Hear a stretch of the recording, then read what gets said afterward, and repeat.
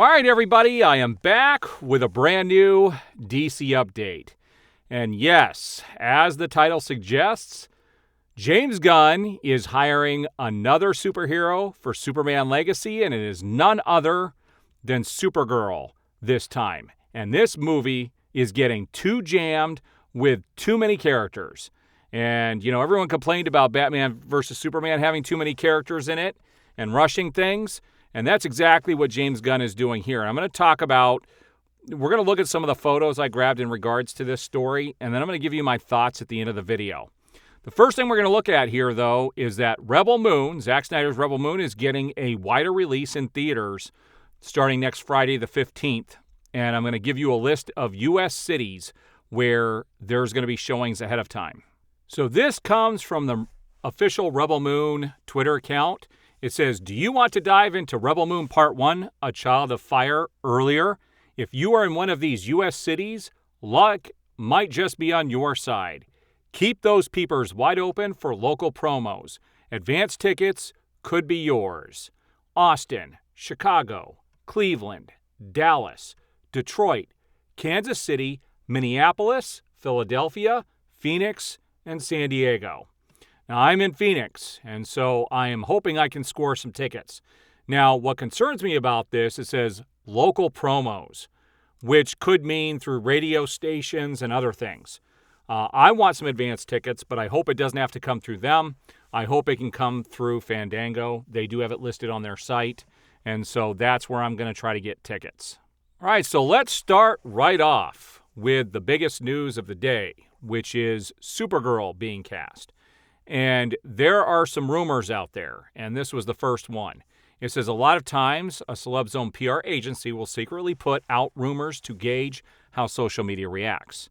Then they can use that as bargaining power if they are in talks with a studio. The rumor here is that Riverdale star Lily Reinhart has been shortlisted by Gunn to play Supergirl. Gunn is said to have been impressed by her audition. Could be true, and if so, I'm very cool with this casting. All right, so I know nothing. I didn't watch Riverdale, and this girl at least looks like Supergirl, and they're casting her for Superman Legacy. And here's the other official news in this, that according to Daniel RPK, Supergirl will appear in James Gunn's Superman Legacy. Sasha Calle, unfortunately, will not reprise her role. This is jamming this film with too many things, and if you guys remember, well, I'll talk about my feelings on this at the very end. But let's look at some other stuff first. The first thing that I have up here is congratulations to James Gunn for being PETA's 2023 Person of the Year. From using Guardians of the Galaxy Volume 3 to expose the suffering of millions of animals used in lab experiments to adopting his dogs and cat, James Gunn is a champion for animals. Good for him. Again, Hollywood is this weird place where they're going to pat their own on the back. And PETA, I guess, is giving him this award just because he, was able to make a movie and was gifted a bunch of money by Disney to make a movie and have that in his film. And they feel like that is worthy of him getting the Person of the Year. So David Ayer came out, and this is through Total Film, and David Ayer opens up about his DC experience. He said, "What happened with Suicide Squad? It seared my soul. But I'm tenacious. I'll never stop. You've got to kill me. I have so many stories to tell." So he didn't let that experience demoralize him, and he's got a lot of movies. In fact, The Beekeeper is coming up. I'm looking forward to that film. I believe it comes out in February, and I will be in the theaters to see that and do a review on it as soon as it's up. He's another one of those directors who had his career, basically, his movie derailed by the studio. Now, this is an interesting graphic here. This shows you the value of Netflix versus Warner Brothers. And I can tell you, with the stock continues to go down. It's hovering just almost around $11. And this is near the lowest it's ever been for Warner Brothers Discovery. They can't afford to bring in well-known, popular people into their films. They don't have the money. This company is bleeding money left and right. Netflix, on the other hand, you can see their stock continues to rise, and it's at $452 a share. And so this is why they have Zack Snyder over there and why they're heavily promoting Rebel Moon, it's going to do well for them, and they're basically leaving companies like Warner Brothers Discovery in the dust. Also, Warner Brothers Animation has announced that DC's Tomorrowverse universe will be concluding with Justice League Crisis on Infinite Earths Part 3. So they released a trailer for this cartoon just a few weeks ago. I forgot to cover it on my channel. It came up a couple of times and I forgot to grab it. But the trailer is out for it. And I wonder if this is how they're going to explain the birth of the DCU. This is going to conclude the animated series that they've been doing for a while. And, you know, it's going to kind of, I don't know, maybe it's going to lead into the DCU. Now, if this is how they go about doing and explaining the DCU, I will not be satisfied with that. Because they had the opportunity to do it with The Flash. They had their opportunity, but they didn't do it. And so I don't know how they're going to explain this when all of a sudden a different Superman shows up in Superman Legacy. So Kiersey Clemons talks about her time playing, playing Iris West in Zack Snyder's Justice League. And they cut her out of the theatrical version, but she was in his extended cut. And she says she's tapped out of superhero movies after being in The Flash. And it says, according to comics, Iris West had a very important role in Barry Ann's life, and we were almost going to experience that in movies as well.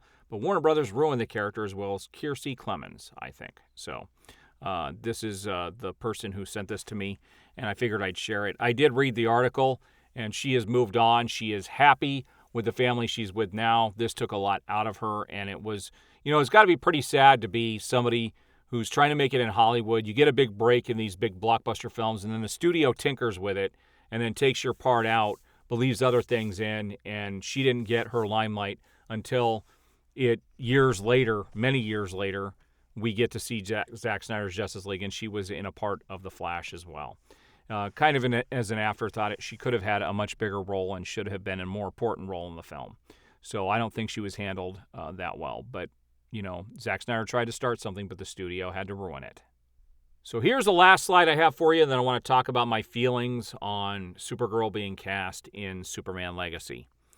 So somebody had asked Zack Snyder, well, first of all, Inside the Magic wrote an article where it said, Netflix to revive the Zack Snyder DC Universe Inside the Magic. It says, Netflix has signed an exclusive deal with Zack Snyder and has dropped some shocking news about the killed-off Snyderverse, and we've talked about this in the past. And so Jacob Torres asked, hey, Zack Snyder, since Netflix is interested in finishing your DC Universe and possibly get the license, would it be an honor for it to happen? And Zack Snyder actually liked that post. I did see it on Vero, so that is confirmed. He did actually like this post. He has not moved on, people. He is still very much interested in finishing his vision. And if Netflix can get those rights, they would definitely allow him to do that, which would be awesome. All right, so let's talk about this Supergirl casting news. Everybody railed on Zack Snyder, continue to do so because of Batman vs. Superman being rushed and introducing the Trinity and all this stuff in there. And they just keep talking about that, which is ridiculous. And now James Gunn has a bazillion different characters showing up in Superman Legacy. It is the most important film in the DC Universe. I can tell you it's the most important superhero film Warner Brothers will have ever produced because it's either going to sink or it's going to sail. And my concern at this point is, what I wanted as a fan and what would make me happy is if we got a true Superman film. A real Superman film. Focused on Superman. But that clearly isn't happening with this movie. They're just cramming too many characters into it, and it's not going to be able to do it justice. And people will say, well, he handled a bunch of characters great in Guardians of the Galaxy. But see, this isn't Guardians of the Galaxy. Guardians, plural. This is Superman Legacy. This is supposed to be a Superman film. What everybody wanted and everybody championed after Black Adam got released is we're finally going to get Man of Steel 2. Man of Steel would have been a Man of Steel, a Superman film.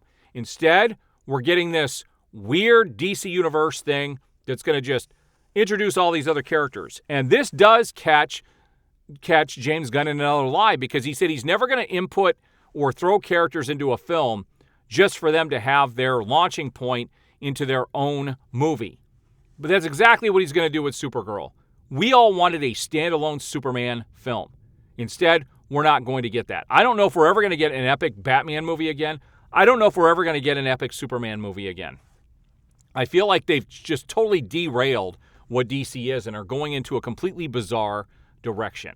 But we'll see when it gets released. Hopefully I'm surprised. Hopefully it's better than it sounds like it's going to be, but this is getting too bloated for my tastes. All right, guys, there's my update for the day. We will see you on the next update.